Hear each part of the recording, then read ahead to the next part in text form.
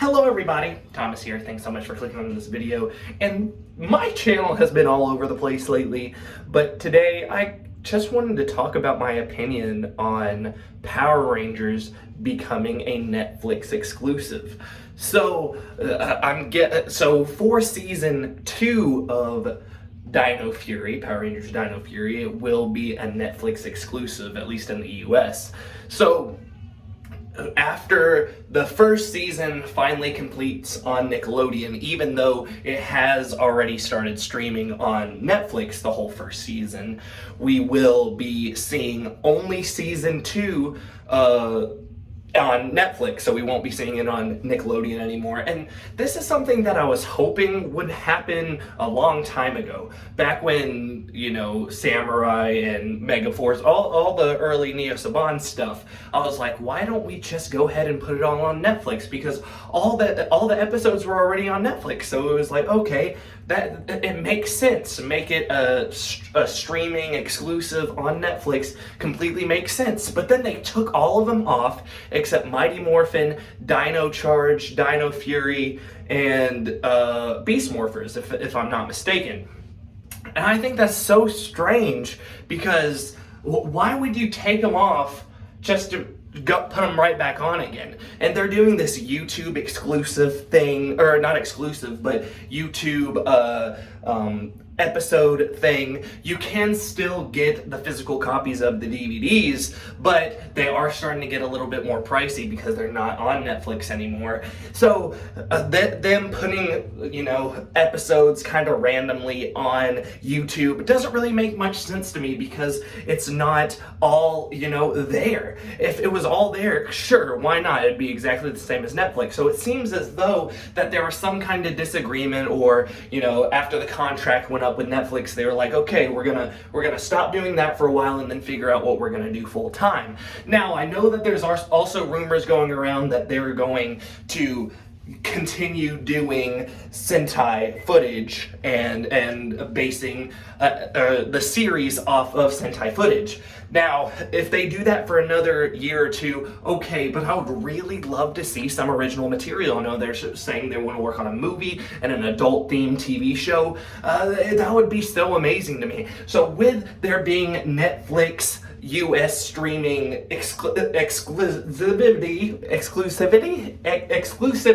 there we go.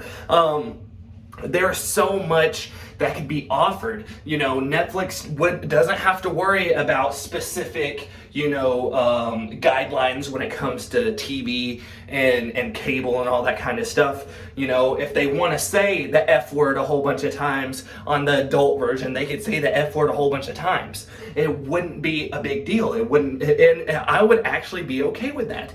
I know that Hasbro is probably kind of wondering in the back of their head, should we really branch out and try to do something different for Power Rangers, because Power Rangers 2017 didn't do that well in the theaters. But I'm thinking that, so some of the reason why that happened, I don't think that it was marketed very well, and I feel like there is a pretty big Power Rangers fan base, so I don't know why more people wouldn't have wanted to see it. Maybe it's because the suits were a little too different, but I'm actually kind of getting sick of always Mighty Morphin, always Mighty Morphin, always Mighty Morphin, always Mighty Morphin.